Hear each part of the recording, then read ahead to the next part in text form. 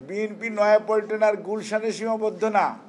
BNP এখন শহীদ জিয়ার গড়া দল, এখন গ্রাম গ্রামান্তরে মানুষের মাঝে, যার জন্যই সমস্ত জরিপকে ভুয়া প্রমাণিত করে ওই সময় 91-এর শাহাবুদ্দিন সাহেবের তত্ত্বাবধায়ক সরকারের আমলে একক সংখ্যাগরিষ্ঠ দল হিসাবে জনগণ তাদেরকে দায়িত্ব দিয়েছিল এবং দায়িত্ব নিয়ে বিএনপি কিন্তু জনগণের যে মনের ইচ্ছা, অর্থাৎ প্রেসিডেন্সিয়াল ফর্ম অফ গভর্নমেন্টে কিন্তু ইলেকশন হয়েছিল, কিন্তু পরবর্তীতে সেটি সংসদীয় পদ্ধতিতে রূপান্তরের যে প্রচেষ্টা, অর্থাৎ যে শাসন ব্যবস্থা, সেটি কিন্তু বেগম খালেদা জিয়ার নেতৃত্বে ওই সময়কার সংসদে সেটি পাশ হয়েছিল। আমাদের এখানে কয়েকজন বক্তা বলেছেন বাকশালের কবর থেকে কিভাবে বহুদলীয় গণতন্ত্র রচিত হয়েছে। বাকশালকে কবর দিয়ে শহীদ জিয়া করেছেন 79-এর পার্লামেন্টে। কাজেই একই জিনিস দেখেন, প্রেসিডেন্সিয়াল ফর্মে নির্বাচন হলো, কিন্তু পরবর্তীতে সংসদীয় গণতন্ত্র প্রতিষ্ঠিত হলো দেশনেত্রী বেগম খালেদা জিয়ার নেতৃত্বে।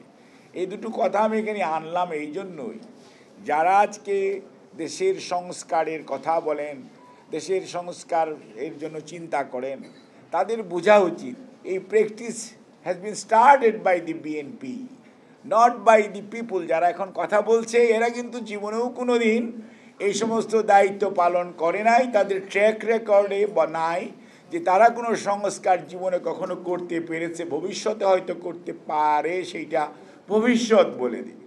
But BNP has the track record যে বিএনপি সবসময় মানুষের পাশে থাকে, মানুষের আশা আকাঙ্ক্ষাকে ধারণ করে এবং মানুষের মৌলিক অধিকারের কতটুকু চিন্তা ভাবনা করে, সুশাসনের ব্যাপারে কতটুকু চিন্তা করে। আজকে অনেকেই দেখলাম অনেক কথা বলেন, কিন্তু সেই দুর্নীতি দমন সংস্থা থেকে আজকের দুদক সৃষ্টি করেছে, সেটিও কিন্তু সুশাসনের সবচেয়ে বড় প্রয়োজনীয়তা হচ্ছে জবাবদিহিতা এবং সত্যিকার অর্থে একটি দুর্নীতিমুক্ত বাংলাদেশ। সেটি স্টার্ট করেছে দেশনেত্রী বেগম খালেদা জিয়ার নেতৃত্বে বিএনপি, কারণ বিএনপি সুশাসনে বিশ্বাস করে এবং বিএনপি সুশাসনে বিশ্বাস করে দেখেই আজকে যত কমিশন দেখেন, প্রত্যেকটা কমিশনের পিছনেই শহীদ জিয়াউর রহমান এবং বেগম খালেদা জিয়ার নাম অথবা বিএনপি সম্পৃক্ত।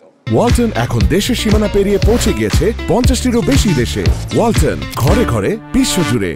কাজেই আজকে এই যে প্রেস কাউন্সিল বলেন সেটাও একই জিনিস, আইন কমিশন বলেন সেটাও একই জিনিস, এবং যত ধরনের পাবলিক সার্ভিস কমিশন সেগুলোও যদি চিন্তা করেন প্রত্যেকটার দিকে, অর্থাৎ মানুষের কিভাবে ভালো করা যাবে।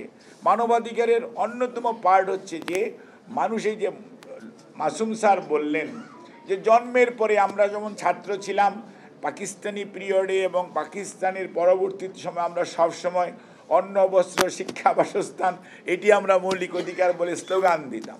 আস্তে আস্তে কিন্তু মানুষের চাহিদা, মানুষের বক্তব্য, মানুষের আকাঙ্ক্ষার পরিবর্তন হয়েছে এবং ফান্ডামেন্টাল রাইটসেরও কিন্তু অনেক এডিশন হয়েছে, বাদ যায় নাই, যোগ হয়েছে। এবং সেই জন্যই কিন্তু আজকে মানবাধিকার শব্দটা একটা ব্যাপকতা লাভ করেছে। এখন আপনি মানবাধিকারের কথা বলবেন, গণতন্ত্রের কথা বলবেন, আপনাকে একটা জিনিস মনে রাখতে হবে, আপনি একটা পদ্ধতিকে কিভাবে ব্যবহার করছেন। এই পদ্ধতিটা যদি আপনি সঠিকভাবে ব্যবহার করেন তাহলে আমাদের যে সংবিধান, এই সংবিধানে তো কোথাও লেখা নাই স্বৈরাচারী হওয়ার, কিন্তু সংবিধানটাকে যখন আপনি মিসইউজ করেছেন, একটা পেপারের মতো ইউজ করেছেন যেটা জনগণের স্বার্থের জন্য ইউজ করেন নাই, তখন সেটাকে কিন্তু আপনি একটা স্বৈরাচারী রূপ দিচ্ছেন। কাজে সংবিধান বেচারার দোষ নাই, দোষটা হচ্ছে আপনি আমরা যারা জনগণের ভোট ছাড়া, দায়বদ্ধহীনতা ছাড়া নিজেদেরকে নির্বাচিত ঘোষণা করেছে। সেটা শুনলেন আপনারা, 14 সনে 153 জন ভোট টোট লাগে নাই, 18 সনে রাত্রিবেলায় শেষ, 24 সনে আর লোকই পাওয়া যায় না, তখন আমরা আর তোমরা নির্বাচন কমপ্লিট করে ফেললেন। অর্থাৎ নির্বাচনী প্রহসন হয়েছে, জনগণের প্রতিনিধি হয় নাই, না হওয়ার জন্য এক ধরনের কর্তৃত্ববাদী মানসিকতা জন্ম নিয়েছে। এবং আপনি সংবিধানকে একটা পেপারের মতো ইউজ করেছেন। কোনো দায়বদ্ধতা এবং একটা জবাবদিহিতা এই জিনিসটা কখনোই আপনার মধ্যে কাজ করে নাই। কারণ আপনি তো জানেন যে ইউ ক্যান ইউজ দি প্রশাসন and you can use the judiciary and you don't need to go to the people, যার জন্য আপনি সেটাকে একটা স্বৈরাচারী মানসিকতার মাধ্যমে আপনি যেহেতু ছিলেন। এবং সেই সময় আমি সবসময় বলতাম যে কাচের ঘরের মতো একদিন ভেঙে পড়বে।